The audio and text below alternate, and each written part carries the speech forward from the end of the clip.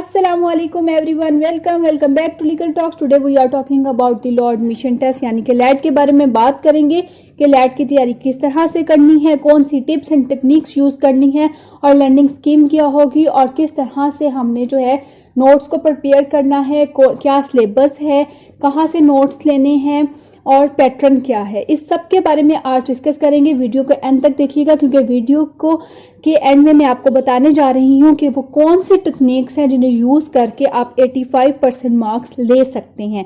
Confirmed 85% marks सिर्फ और सिर्फ आपने इंस्ट्रक्शंस और टेक्निक्स को यूज करना है।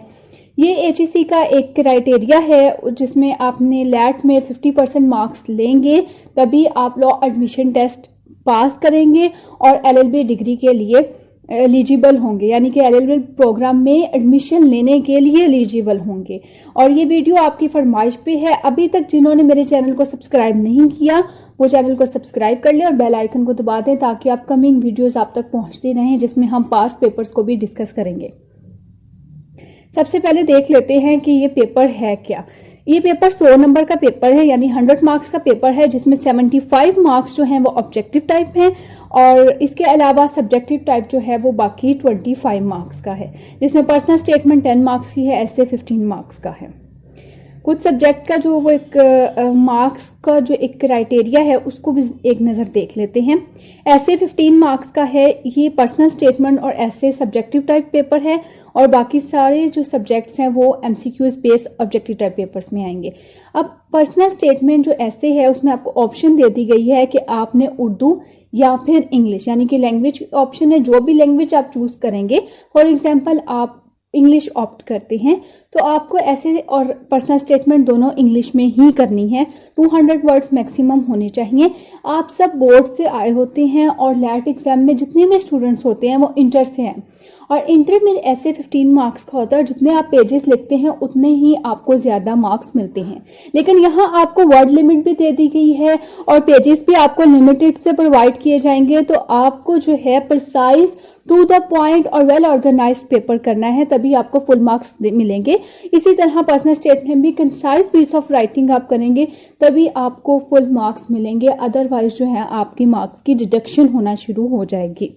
ये कहीं लिखा गया नहीं है लेकिन आपको वर्ड लिमिट दे दी गई है कि 200 मैक्सिमम वर्ड होने चाहिए और शीट्स भी आपको कुछ 3 प्रोवाइड की जाती हैं जिसमें आपको ऐसे के लिए ज़्यादा शीट्स जो है वो लगानी है और पर्सनल स्टेटमेंट में जितना बाकी आपको 1.5 पेज बचता है उस पर आपने पर्सनल स्टेटमेंट करनी है। वो कैसे करनी है, वो कौन सी टेक्निक्स यूज़ करनी है, वीडियो के एंड पे बताऊंगी।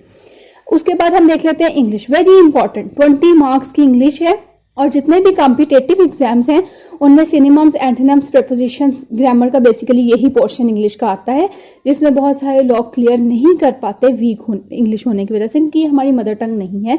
इस वजह से ये वाला पेपर आपने किस तरह से प्रिपेयर करना है ये भी मैं आपको आगे जाके बताती हूँ। अभी हाँ हम डिस्कस कर लेते हैं कि कितने मार्क्स का किस सब्जेक्ट का पेपर आएगा।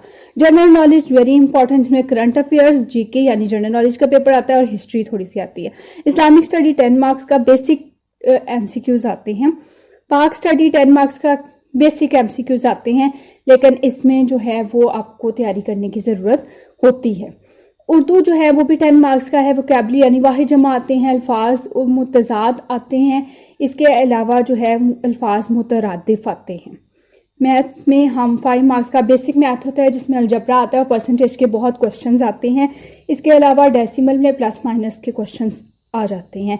तो बेसिक मैथ से जब आप हाई लेवल पे पहुंच जाते हैं तो बेसिक जो है उसे रिवाइज करना बहुत ज़रूरी है क्योंकि वो हमारे माइंड से स्किप हो जाता है। इसके अलावा हम देखते हैं कि लॉ एडमिशन टेस्ट को बेसिकली प्रिपेयर करना किस तरह है। आपने सबसे पहले पास्ट पेपर को देखना है। पास्ट पेपर से आपको एक पैटर्न पता चल जाता है कि किस तरह से MCQs आ रही हैं। तकरीबन वही मिलते जुलते MCQs 40% पेपर आपका पास्ट पेपर से बिल्कुल तैयार हो जाता है और अगर आपने पास्ट पेपर्स को कर लिया तो 40 मार्क्स आप पास्ट पेपर्स को करने से ही ले लेते हैं।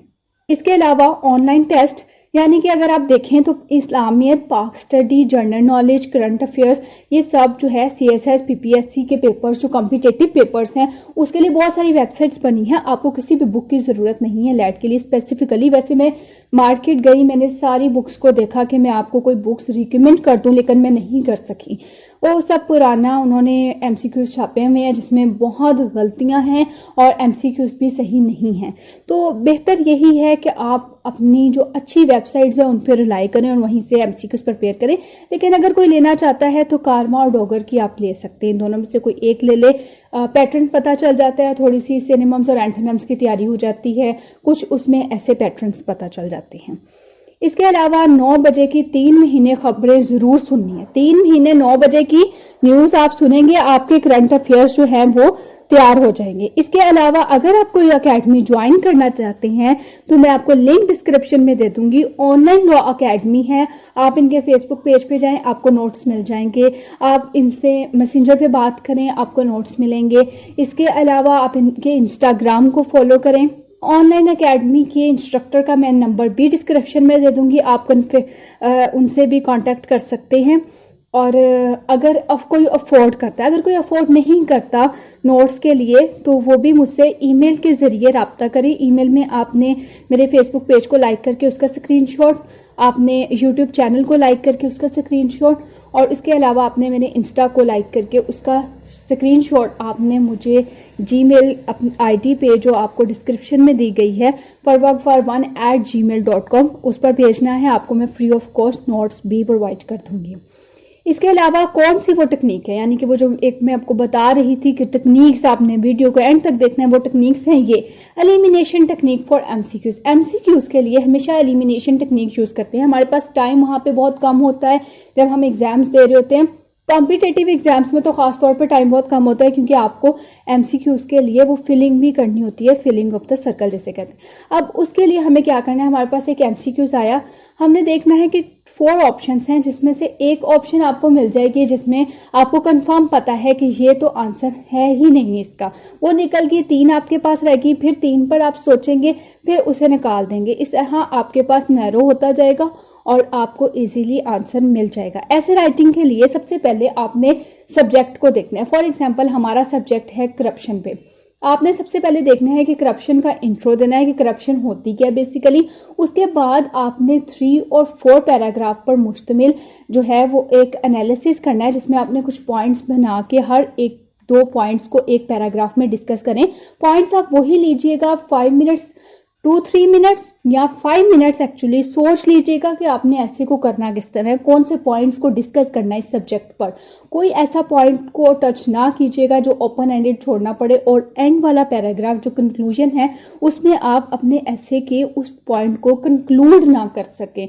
ओपन एंडेड नहीं छोड़ना। ओपन एंडेड अगर आप छोड़ेंगे चेकर को ये इंप्रेशन पड़ता है कि आप ऐसे लिखना चाहे थे, या तो आपके पास टाइम कम होता या फिर आपने जो वो ऐसे है उसे आप सॉल्व नहीं करना आता आपको। तो ये चीज़ों को आपने अपने ध्यान में रखना है। पर्सनल स्टेटमेंट सबसे पहले आती थी जब स्टार्ट हुआ था लैट शुरू में, आपने ये प्रोफेशन को क्यों चूज़ किया। तो ये वाली स्टेटमेंट है, ये 2-3 लैट एग्जाम्स में आप पास्ट पेपर्स भी देखें तो यही आती रही। उसके बाद ये ट्रेंड चेंज हो गया और अब आपको पर्सनल स्टेटमेंट की हेडिंग में पर्सनल ओपिनियन मांगते हैं, जिसमें आपसे किसी भी चीज़ के बारे में ओपिनियन ले सकते हैं। आपने जो भी आपको क्वेश्चन दिया जाएगा उसके सब्जेक्ट को सबसे पहले आपने डिस्कस करना है, उसके बाद आपने अपना ओपिनियन देना है। ओपिनियन देते हुए आपने एक साइड नहीं लेनी, दोनों साइड्स लेनी है। प्रॉन्स भी बताने हैं, कॉन्स भी बताने हैं, दोनों को बताने के बाद थोड़ा सा कंक्लूड कर देना है। अगर सिर्फ ये टेक्निक्स यूज़ करके और पेपर के इंस्ट्रक्शंस को पढ़कर ही पेपर सॉल्व किया जाए तो पेपर में 85% मार्क्स आ जाते हैं। जो स्टूडेंट्स फेल करते हैं वो फेल सिर्फ इसी रीज़न की वजह से करते हैं कि उन्हें कोई गाइडलाइन नहीं होती कि उन्होंने स्टडी कहाँ से करनी है, कैसे करनी है, क्या सिलेबस है, क्या पेपर में आएगा, पेपर को अटैम्प्ट कैसे करना है। तो आज जिन्होंने ये वीडियो देखी है वो इंशाल्लाह अगर वो इन चीज़ों को फॉलो करेंगे तो वो 85% मार्क्स ले सकते हैं। अगर इसके अलावा भी आपके पास कोई क्यूरीज हैं तो मुझे कमेंट सेक्शन में बताएं ताकि हम उन्हें भी सॉल्व करने की कोशिश करें। और चैनल को सब्सक्राइब कर लें और बेल आइकन को दबा दें ताकि अपकमिंग वीडियोज़ जो पास्ट पेपर्स पर हैं और नोट्स जो आपको मैं करवाने जा रही हूँ, ये लैट की सीरीज़, आप इन्हें फॉलो कर सकें। अब तक के लिए इतना ही, मुझे इजाज़त दीजिए, अपना ख्याल रखिएगा। अल्लाह हाफ़िज़।